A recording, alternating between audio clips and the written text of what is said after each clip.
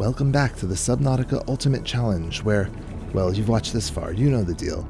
We start part 5 with some happy news. Babies! The eggs in our alien containment have all hatched. In Subnautica, you get smaller versions of a creature when you hatch its egg, and these smaller versions are never aggressive. Pro tip, this is the easiest way to scan a crash fish without it blowing up on you. We brought enough uraninite back from the blood kelp zone that we can now start using nuclear power. A nuclear reactor is the most powerful energy source in the game. The reactor rods it uses as fuel technically don't last forever, but provide so much energy that by the time they run out, we should be long gone from this solar system. Next, we craft our stasis rifle. The stasis rifle doesn't do any damage, but it holds creatures in place, making it ideal for getting scans of the more dangerous fauna. Remember that cuttlefish egg we got last episode? Well, look what hatched out of it. There's some contention in the community over whether cuttlefish or hoverfish are the cutest animal in the game, but I'm pretty sure the cuttlefish was intended to be. You can command it like a pet to follow you or stay somewhere, and it has all sorts of cute little interactions. Come here, little guy.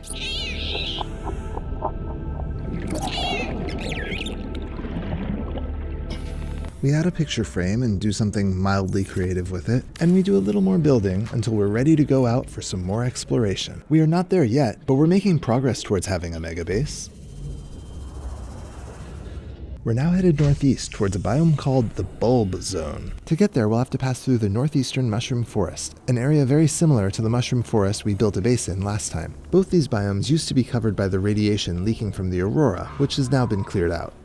We choose a spot for our mini base near a large wreck just to the west of LifePod 12. 200 meters down is pretty deep for a solar-powered base, but I'm sure power generation won't be a problem.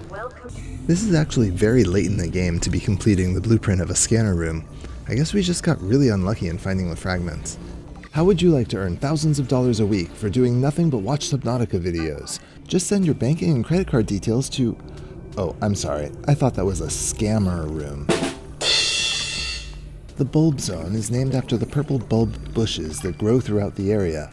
Some community members have noted how the bushes resemble koosh balls, earning the biome the nickname Koosh Zone. Remember when koosh balls were popular? No? Just me? I'm old. We enter the wreck. At this point, we have so many blueprints, there's nothing new for us in here, but we get a bunch of titanium, which is good. We do want to build another mini base before we go home. We also get some random gear and a unique PDA. When we're done with the wreck, we head back in the direction we came, towards the northeast mushroom forest. This place is a lot like the mushroom forest from the last episode. Just like the other mushroom forest, there is a tree that is larger than all the others, and in that tree there is a cave, and in that cave there is a cuttlefish egg. Coming back to the mini base, we find that the batteries we left to charge have completely drained it of power. That means we can't use the fabricator to break down our metal salvage into titanium or craft anything else we'll need for our next mini base. Well, let's stop trying to charge the batteries for now and see if we can build up a little bit of energy.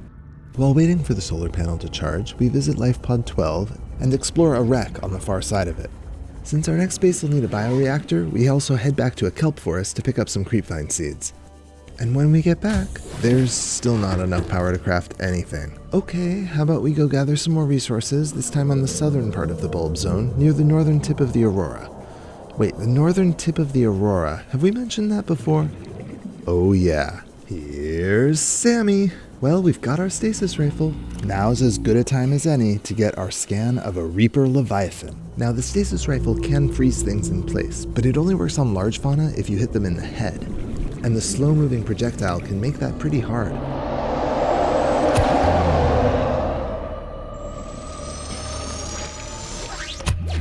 Ow! We get each other at the same time. Thank goodness for my reinforced dive suit.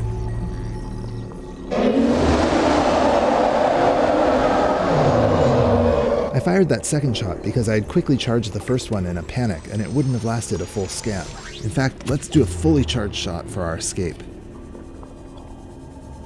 Whew, Reaper leviathans are terrifying. At 55 meters long, they are the 5th largest creature in Subnautica. Back at the mini base, we have finally accumulated enough power to craft the materials we'll need for a bioreactor. So we load them up and head out to our next destination, which is the second entrance to the Lost River. A couple hundred meters north of LifePod 12 is a deep trench which opens into a large corridor. It is at the mouth of this corridor that we are building our next mini base. Multipurpose room, hatch, and bioreactor go up without a problem, but we need some fuel to generate power. I brought some creepvine seeds, but those are for planting. It's proving surprisingly difficult to find anything to put in the bioreactor. I can't use fish, and I can't seem to cut samples from any of the coral around here. Finally, I see some acid mushrooms and table coral. Ow, ow, ow, no time for pain right now, I gotta not drown. I'd prefer to make batteries with this, but I guess not dying is also a valid usage. After getting this base up and running, there's not really anything else for us to do here right now. We'll probably use this base later, but for now, we're ready to head back all the way to Why So Hard. It didn't have to be so hard. I could have settled down to something more relaxing, like Cuphead. But no, I wanted to make a challenge video. Once we're back, we had a vending machine, a couple of chairs, a table, a moon pool. Oh no, we forgot to reinforce our hull before building. With so many modules, our hull has become weakened to the point that the water pressure is springing leaks in our base. We quickly deconstruct the moon pool to stop more leaks from forming. One downside of having such a huge base is that it's hard to find the hull breaches, but fortunately we find ours pretty quickly. Restored. Draining systems initiated. There we go. Now where was I? I had some bulkheads, a foundation, finished the moon pool, add an observatory, an aquarium, a large glass dome. Whoops, better fix that up. A nuclear waste disposal and a coffee machine. You look like you could use some coffee. I could have used the coffee before I started that sentence. Regardless, the base is looking pretty respectable now, and I'm sick of building, so we're gonna head out to the last two entrances to the Lost River. These are both very close to the sparse Reef base where we spent most of part 2. We're finally going to use the materials that we stashed here. Welcome aboard, Captain. But before we do any building or crafting, we're going to take a quick journey westward to another alien sanctuary cache. We couldn't visit here earlier because we didn't have a purple tablet, even though there was one on the floating island. But now we're free to visit the aliens' computerized minds and help ourselves to some ion cubes. Don't worry, the ion cubes are not what's powering the machines here. The aliens will be fine. We leave the ion cubes back at our mini base and load up with building materials. This is going to be the worst part of this run, because the next mini base we build is going to be in the Blood Kelp Trench. Now the Blood Kelp Trench sort of has a bridge across it, and the entrance to the Lost River is directly below its western side. Alright, I can do this. It's just another biome. That happens to be a dark scar on the face of all that is good in this universe. Here we go. Come on, Dan. You just scanned a Reaper. Nothing down here is going to hurt you, aside from all the alien monsters that want you dead. God, it just keeps going down! At the bottom of the cramped void, we finally see some brine pools appear. I decide to build my mini base here, which is in the Lost River, not the Blood Kelp Trench. And it is very important to my mental health that I continue to believe that. We enter the safety of our new mini base and power it with a bioreactor. Offline. After setting up some basics, we go out to gather resources. This part of the Lost River is called the Corridor, and it has a lot of limestone, gel sacks, and some table coral. There's also some crab squid that hang around down here, but since they're not as fast as a sea glide, they're pretty easy to avoid.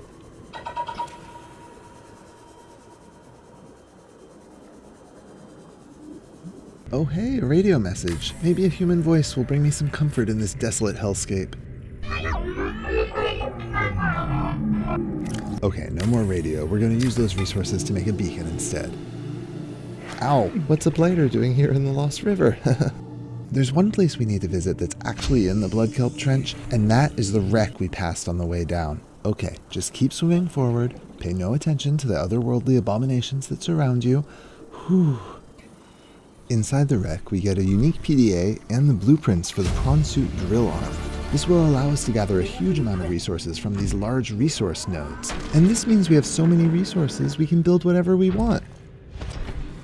We can go around in a giant submarine and it'll be decked out with all the amenities we could ever need, where we'll also store our endless supply of crafting materials. Haha, things are finally on Easy Street. From here on out, we're going to be able to... Oh, I was having the most wonderful dream. Anyway, at the end of the corridor is an area called the Bone Field, which features a gargantuan fossil of a leviathan that would have been bigger than any alive today. Like the ghost field from last episode, the Bone Field is also home to a juvenile ghost leviathan, who we'll want to avoid as we scan this giant fossilized skull.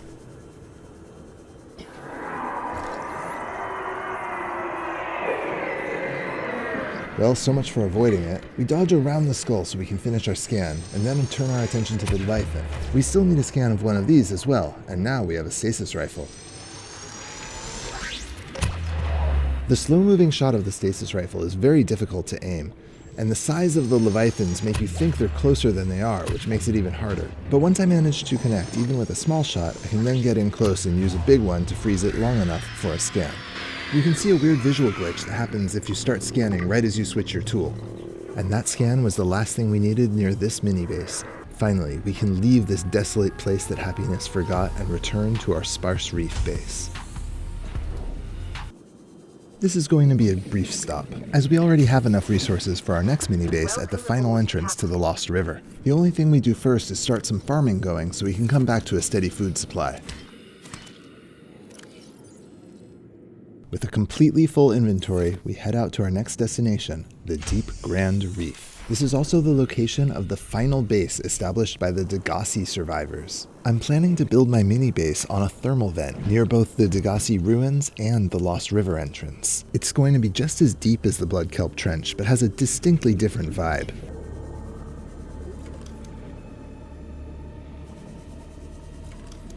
We find the vent where we want to build, but there's a problem. We've attracted the attention of a nearby warper.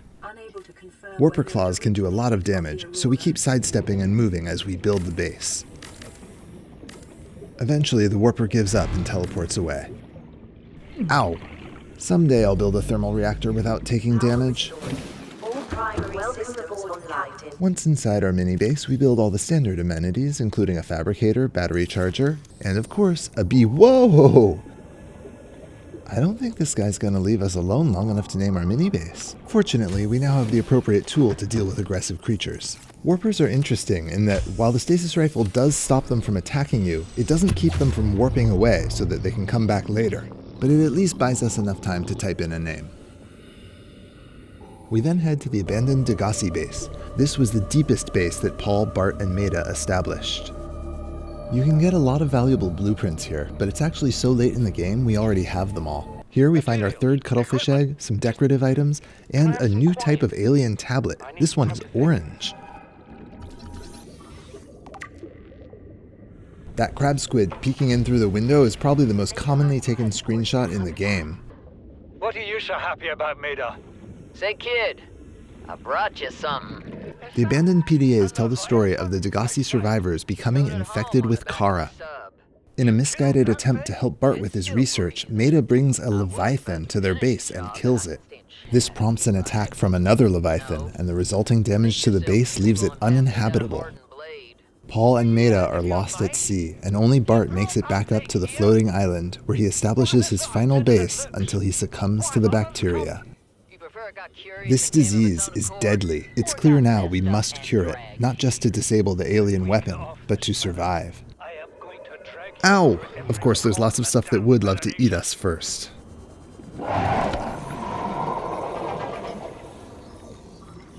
Back at the mini-base, whoa! This warper is really after me. But we can't stay in here forever. I want to start growing some plants down here, so I exit the base and ow! Man, those warper claws hurt. I start the ow again! Keep in mind, that damage was already cut in half because of my reinforced dive suit. Without it, I'd be dead right now. Okay, pal, time for you to take a ow! Warpers can fire a projectile that teleports you next to them. This one was quicker on the draw and I got clawed again. I think it's warped away now, but man am I hurt. In a panic, I quickly finish planting. When I get back inside, I realize I have no med kit. In this game, you do heal slowly as long as your hunger and hydration are both above 80%. But given what just happened, I am not swimming around with those warpers while waiting to get better. So I head all the way back to the sparse reef base, where my creepvine has grown in, and I can use its samples to make a first aid kit. All healed up, I'm now ready to head into the Lost River itself. The corridors in the southern part of the Lost River don't have a whole lot of interesting stuff going on, but they'll take me down to the bone field where I build a new base overlooking the giant fossilized skull. Whoops, I didn't bring anything to fuel the bioreactor again. I was going to use this table coral for a fabricator, but I can bring more later. This mini-base is close to the Lost River Laboratory, where the aliens studied various fauna from this planet. This is where we use the orange tablet that we found in the Degasi base.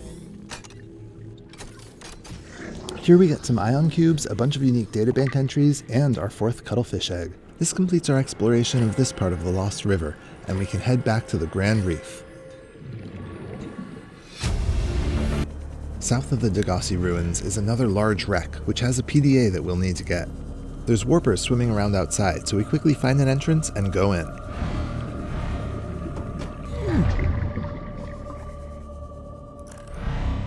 We'll need to use a laser cutter to— Whoa! What just happened? That warper just teleported us through the walls of the wreck. Come on, that's just not fair. We swim around to enter from the other side where he warped us again! We do eventually get into the wreck where we use our laser cutter to cut through the sealed doors and oh my god, again! Man, what's going on? Why are the warpers being so aggressive in this run? It's almost like they've got a personal vendetta against me specifically for some reason. Haha, you can't touch me. Oh, you wish you could attack me, don't you? Stupid bot.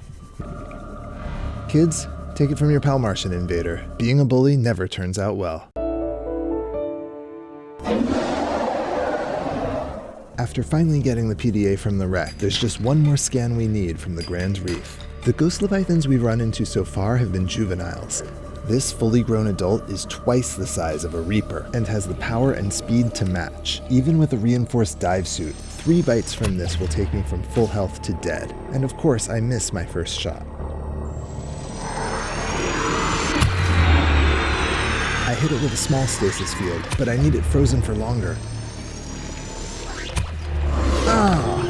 The Leviathan wiggles its head back and forth, even in the stasis field, causing me to miss my follow-up shot and set it free. That's 1 bite. It turns to charge at me again, head wiggling from side to side.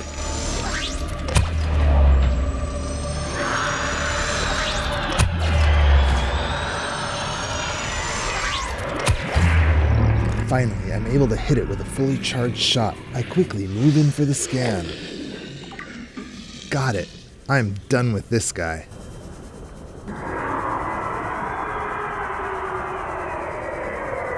But it seems he's not done with me. He gives chase right through the thermal vents. Bite number 2. 1 more and I'm toast. Plus my oxygen is getting low. Desperately, I dive through a narrow arch of rock, hoping the ghost leviathan will give up rather than follow me through. It worked! That was the sound of the ghost leviathan losing interest. Now I just have to get back before I drown. I can't quite travel a straight line. This one's gonna be close.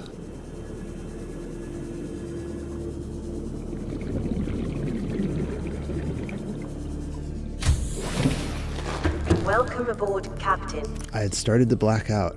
If I had taken a few seconds longer, this challenge would have been done.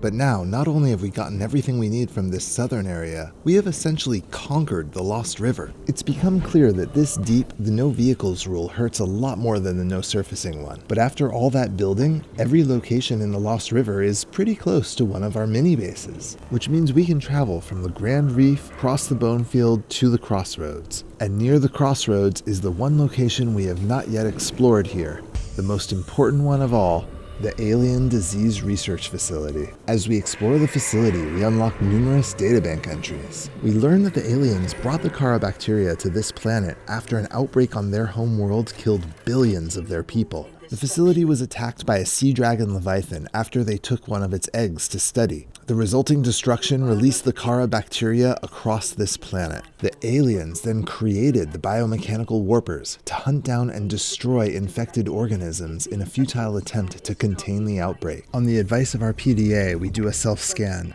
and find that our infection is getting worse. There's one ray of hope. It seems the aliens found a single species of leviathan called the Sea Emperor, which produced an enzyme that could potentially cure the disease. They kept a Sea Emperor leviathan in a primary containment facility nearly 1,000 meters below us. It looks like our only hope for survival is to dive deeper. And that's exactly what we're going to do next episode. For those of you who have watched this far into the series, thank you for joining my journey into the endgame. And a special thanks to those who have liked or commented. Your engagement is what's kept me going on this journey into YouTube creation. I'll see you next time for the final episode of the Subnautica Ultimate Challenge.